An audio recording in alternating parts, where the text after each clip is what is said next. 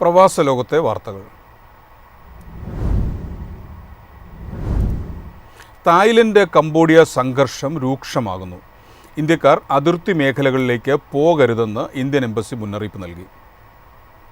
Thailand Cambodia അതിർത്തിയിൽ തർക്ക മേഖലകളിലെ സംഘർഷം കൂടുതലിടങ്ങളിലേക്ക് വ്യാപിച്ചു.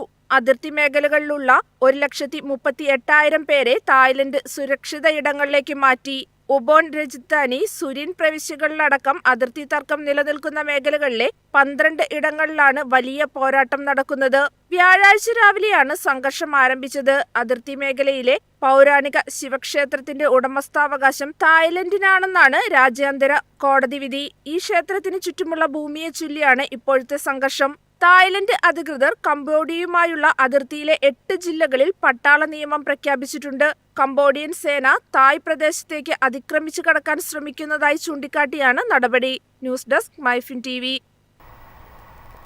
സൗദി റിയൽ എസ്റ്റേറ്റ് മേഖലയിൽ പുതിയ തുടക്കം.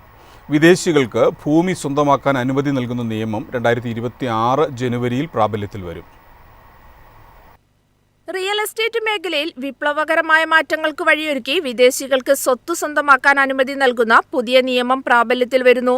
വിദേശ നിക്ഷേപം ആകർഷിക്കാൻ വലിയ തോതിൽ സഹായകമാകുമെന്നാണ് വിലയിരുത്തപ്പെടുന്നത്. ഈ പുതിയ നിയമം സൗദിയുടെ ഔദ്യോഗിക ഗസറ്റായ അൽ ഖുറയിലാണ് പ്രസിദ്ധീകരിച്ചത്. ഈ മാസം ആദ്യം സൗദി മന്ത്രിസഭ അംഗീകരിച്ച നിയമം 2026 ജനുവരി മുതൽ പ്രാബല്യത്തിൽ വരുമെന്നാണ് അറിയിപ്പ്. പുതിയ നിയമത്തിൽ വിദേശ വ്യക്തികൾക്കും സ്ഥാപനങ്ങൾക്കും സൗദി ക്യാബിനറ്റ് നിർണ്ണയിക്കുന്ന പ്രത്യേക ഭൂമിശാസ്ത്രപരമായ മേഖലകളിൽ റിയൽ എസ്റ്റേറ്റ് വാങ്ങാനും നിക്ഷേപിക്കാനും സാധിക്കുമെന്ന് വ്യക്തമാക്കി. കൂടാതെ വ്യക്തിഗത ഉപയോഗത്തിനായി സൗദിയിൽ നിയമപരമായി താമസിക്കുന്ന വിദേശികൾക്ക് നിയന്ത്രിത മേഖലകൾക്ക് പുറത്ത് ഒരു റെസിഡൻഷ്യൽ പ്രോപ്പർട്ടി സ്വന്തമാക്കാനും അനുവാദമുണ്ട്. വാണിജ്യപരമായ നിക്ഷേപങ്ങൾക്ക് കുറഞ്ഞത് 30 ദശലക്ഷം സൗദി റിയാൽ നിക്ഷേപിക്കുകയും 5 വർഷത്തിനുള്ളിൽ പദ്ധതി പൂർത്തിയാക്കുകയും ചെയ്യുന്ന വിദേശ സ്ഥാപനങ്ങൾക്ക് പൂർണ്ണ ഉടമസ്ഥാവകാശം ലഭിക്കും. റിയാദ്, ജിദ്ദ തുടങ്ങിയ പ്രധാന നഗരങ്ങളിലെ നിക്ഷേപ മേഖലകൾക്ക് ഇത് ഗുണകരമാവുമെന്നും അറിയിച്ചു. എന്നിരുന്നാലും മക്കയിലും മദീനയിലും വിദേശികളുടെ സ്വത്തവകാശത്തിന് കർശനമായ നിയമങ്ങളുണ്ട്. മുസ്ലിം വിഭാഗത്തിൽപ്പെട്ട വ്യക്തികൾക്ക് മാത്രമായിരിക്കും ചില പ്രത്യേക സാഹചര്യങ്ങളിൽ ഇവിടെ സ്വത്ത് കൈവശം വെക്കാൻ അനുവാദമുള്ളൂ. News desk MyFin TV. H1B visa പ്രോഗ്രാമിലും US പൗരത്വ പരിശോധനയിലും കർശന മാറ്റങ്ങൾ വരുത്താൻ ട്രംപ് ഭരണകൂടം. വിദേശ തൊഴിലാളികൾ അമേരിക്കൻ ജീവനക്കാരുടെ തൊഴിൽ നഷ്ടപ്പെടുത്തുന്നുവെന്ന ആശങ്കകൾ പരിഹരിക്കാനാണ് ഈ നീക്കം ലക്ഷ്യമിടുന്നത്. വിദഗ്ധരായ വിദേശ തൊഴിലാളികൾക്കായുള്ള H1B വിസ പദ്ധതി പരിഷ്കരിക്കാനും US പൗരത്വ പരിശോധന കർശനമാക്കാനും ട്രംപ് ഭരണകൂടം ഒരുങ്ങുന്നതായി report. US citizenship and immigration സർവീസസിന്റെ പുതിയ ഡയറക്ടർ ജോസഫ് എഡ്ലോ ആണ് ഇക്കാര്യം അറിയിച്ചത്. നിർദ്ദിഷ്ട മാറ്റങ്ങളുടെ കേന്ദ്രം H1B വിസ സംവിധാനമാണ്. വിദേശ തൊഴിലാളികൾക്ക് ഉയർന്ന വേതനം വാഗ്ദാനം ചെയ്യുന്ന കമ്പനികളെ അനുകൂലിക്കാൻ ഭരണകൂടം ആഗ്രഹിക്കുന്നുവെന്ന് എഡ്ലോ പറഞ്ഞു. വിദേശ തൊഴിലാളികൾ കുറഞ്ഞ വേതനം സ്വീകരിക്കുകയും അമേരിക്കക്കാരെ നാടുകടത്തുകയും ചെയ്യുന്നുവെന്ന് വാദിക്കുന്ന റിപ്പബ്ലിക്കൻ പാർട്ടി അംഗങ്ങളിൽ നിന്നുള്ള ആശങ്കകൾ ഈ സമീപനത്തിന് പരിഹരിക്കാനാകും. പാർട്ടിക്കുള്ളിലെ കുടിയേറ്റ വിമർശകരെ ആകർഷിക്കാൻ ഈ നിർദ്ദേശം ലക്ഷ്യമിടുന്നുണ്ടെങ്കിലും ബിസിനസ് നേതാക്കളുടെ എതിർപ്പ് നേരിടേണ്ടി വന്നേക്കാം.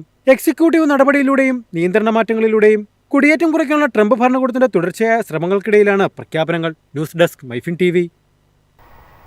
കുവൈറ്റിൽ എൻഫോഴ്സ്മെന്റ് നടപടികൾ കൂടുതൽ കർശനമാക്കി. പ്രവാസികൾ ഉൾപ്പെടെ 10,000-ലധികം പേർക്ക് യാത്രാവിലക്ക്.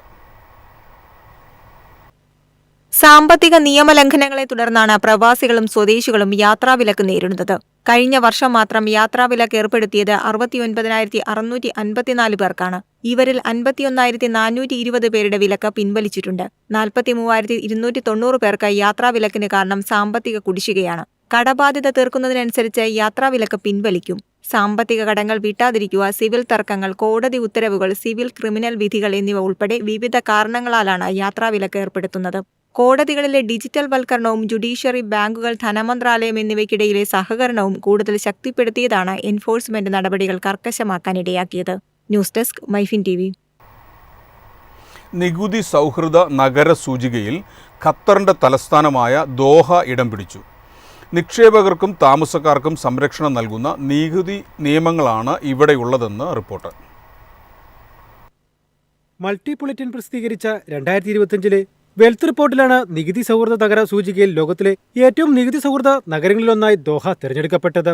ഖത്തറിൽ വ്യക്തിഗത വരുമാന നികുതി ഇല്ലാത്തതും സ്വത്ത് സംബന്ധിച്ച ഫീസുകൾ കുറഞ്ഞതും വൻ നേട്ടമായി ചൂണ്ടിക്കാട്ടുന്നു.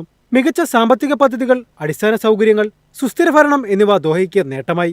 GCC നഗരമായ അബുദാബിയാണ് പട്ടികയിൽ 1-ാം സ്ഥാനത്ത്. ദുബായിക്കാണ് 2-ാം സ്ഥാനം. സിംഗപ്പൂരാണ് പട്ടികയിൽ 3-ാം സ്ഥാനത്ത്.